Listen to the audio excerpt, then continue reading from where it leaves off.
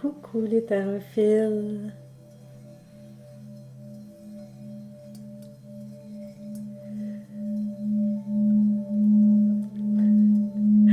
Bienvenue dans les énergies du jour du mardi 9 février. J'espère que vous allez toutes et tous très bien. C'est pas merveilleux commencer la journée avec ça, hein? J'espère que le son est correct pour vous. C'est parce que j'ai changé de micro. Puis hier, j'ai réalisé que les ajustements étaient peut-être pas terribles. Ça faisait peut-être fort, peut-être que ça grichait. Il a peut-être fallu que vous ayez besoin de baisser le son de votre côté. Là, je sais pas, j'ai fait quelques ajustements, donc j'imagine que ça devrait être beaucoup mieux aujourd'hui. Donc, je suis désolée pour hier, mais la vidéo, étant donné qu'elle était comme terminée, puis elle était quand même assez longue, puis là, je me disais, ça, c'est tellement... des tirages comme ça, c'est tellement spontané, c'est là que ça se passe, ça se reprend pas une deuxième fois. T'sais. Là, je me disais, j'ai demandé les énergies de la semaine avec les 3 jeux, je peux pas recommencer, ça va être biaisé comme résultat. Alors, je me suis dit, ben, on va vivre avec. On va vivre avec.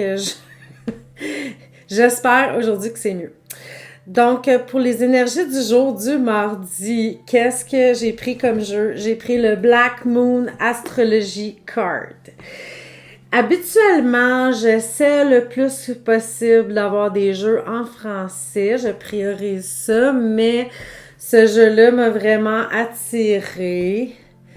Il est de toute beauté.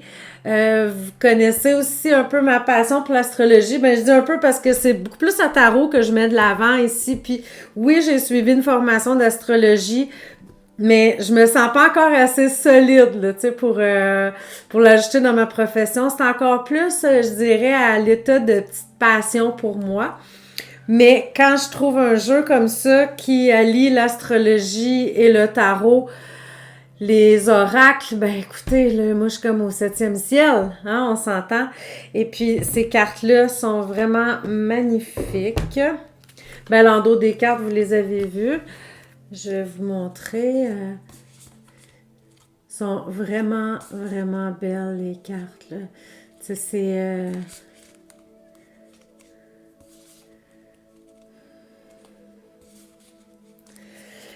très bonne qualité aussi. Vous savez que pour moi, c'est important, hein, l'épaisseur de la carte, la qualité du produit, parce que quand on les utilise beaucoup, ben on veut qu'ils restent belles, nos cartes, là, évidemment.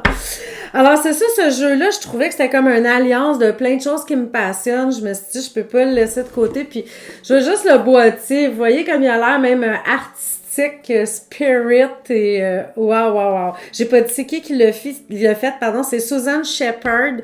Je sais qu'elle écrit des livres aussi sur l'astrologie, mais là je peux pas vous dire par contre si ça fait du sens dans ses livres.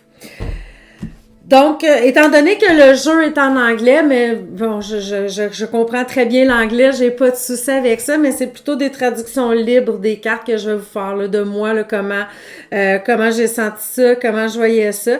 Alors, bon, on va commencer avec la carte numéro 3. Tiens, c'est Jupiter Return Benefits. Toute carte de bleu avec mon chandail bleu et le jeu genre mauve et bleu. Hein? Non, mais tu sais, je reste concept. Là, c'est pour ça que j'ai pris cette carte-là. C'est pas vrai. Donc, ben, bénéfices. Qu'est-ce que ça veut dire, bénéfices? Ben, c'est des avantages, des bienfaits. Vous récoltez. C'est comme enfin, on récolte qu'est-ce qu'on a semé. On a des récompenses de qu'est-ce qu'on a fait. Là, ça peut être des choses que ça fait des années là, que vous avez mis en branle puis que là, enfin, vous commencez à récolter des résultats, à avoir des bons bénéfice, ça peut être aussi quelque chose de très, très récent, puis que là, tout de suite, wow, OK, ça fonctionne, mais en fait, c'est vraiment une carte de retour. C'est comme on récolte, on récolte ce qu'on sème, tout à fait, c'est ça. Il y a aussi, on disait dans cette carte-là qu'il y a une part de chance aussi.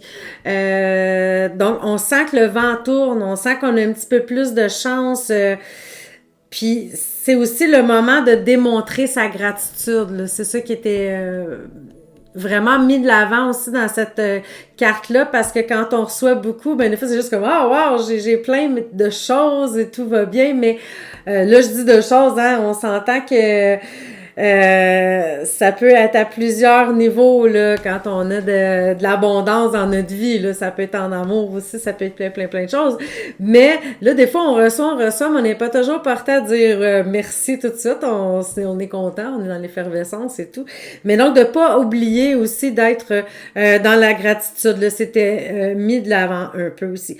Et le seul petit côté négatif qu'il y avait de cette carte-là, c'est de pas avoir d'excès de confiance, de tu sais, de sentir je suis au-dessus de tout, moi je suis tellement chanceux, regarde, je vais aller au casino puis je vais aller jouer ma maison. J'exagère un peu, mais c'est ça, c'était comme, tu sais, de pas devenir téméraire parce qu'on sent vraiment que les astres sont de notre bord, parce que c'est peut-être pas une bonne chose à faire. C'est juste, on reçoit, on est happy de recevoir, enjoy, on est dans la gratitude, mais c'est ça, on continue à semer aussi là, pour mieux recevoir plus tard. Alors, c'était le choix numéro 3. Qu'est-ce que je fais? Je fais-tu le 1? Je fais le 2? Je vais faire le 1. 3, 1, 2. Le 1, c'est Fourth House. C'est la 4e maison dans l'astrologie. Et c'est Roots, les racines. Est-ce pas belle, cette carte-là? Avouez. Vraiment. Avec l'arbre, avec tout. Avec moi, elle me fait craquer là, complètement. Je la trouve vraiment belle. On serait porté à croire que cette carte-là veut tout de suite représenter l'enracinement à cause des racines, mais ce n'est pas que ça. En fait, sa définition principale représentait notre environnement, notre foyer, notre maison. Donc, ce serait peut-être d'essayer de vérifier s'il y a quelques petits trucs qui nous dérangent dans notre entourage, qui fait qu'on se sent pas bien dans notre environnement. Puis là, ça peut être autant des personnes que des objets, que peut-être quelque chose qui nous dérange autour de nous, mais d'essayer le plus possible de rendre notre environnement agréable, d'avoir des bonnes relations avec la famille environnante, les gens autour, quand on rentre chez nous, qu'on sent qu'on est dans notre petit nid. Les racines aussi représentent le passé. On disait que ça se pouvait aussi qu'il y ait peut-être une personne du passé qui va refaire surface, ou on va peut-être penser à une situation du passé qui va comme revenir, comme nous ramener un petit peu en arrière, faire oh, OK, oui, il y avait ça dans ma vie, puis à cause de cette situation-là, je me suis retrouvée là, tu sais, comme d'utiliser les leçons du passé pour aller vers l'avant. Ouais, c'est ça, une personne du passé qui peut revenir. Hein, ça peut être un ami d'enfance qu'on voit, puis bon, c'est spécial, ça nous ramène à nos racines. Et aussi, bon, le premier aspect dont j'ai parlé tout à l'heure aussi, qui peut être tout simplement de bien s'enraciner, faire du yoga, aller marcher, jouer du bol tibétain si vous en avez un, mais de respirer, de se reconnecter à son corps, parce qu'on est souvent beaucoup dans le mental, dans l'esprit, puis on oublie là, tout ce qui se passe physique. Là. Donc, c'est ça. Si vous avez la carte Roots, la carte des racines, ramenez-vous à l'intérieur de votre corps aussi. Et les choix numéro 2, les petits milieux que je passe en dernier, c'est Pluton. Transformation. Pluton, là, c'est la plus petite planète du système solaire et c'est elle qui est la plus lourde de signification. Parce que ses thèmes, c'est la naissance, la mort, la transformation, le sexe, Y a-t-il d'autres termes que j'oublie? Mais régénérescence, transformation, je l'ai dit. Euh, de passer à autre chose. Tu sais, de laisser le passé oublié, puis d'aller vers autre chose. C'est sûr qu'il y a souvent un inconfort, là, avec... il y a souvent un inconfort avec Pluton, puis on voit un petit peu de chaos, hein, dans la carte, vous voyez, là, l'illustration représente quand même un petit peu de chaos. Donc, ça se peut que vous sentiez que c'est un petit peu plus lourd, que c'est intense, mais dites-vous que c'est pour aller vers le mieux.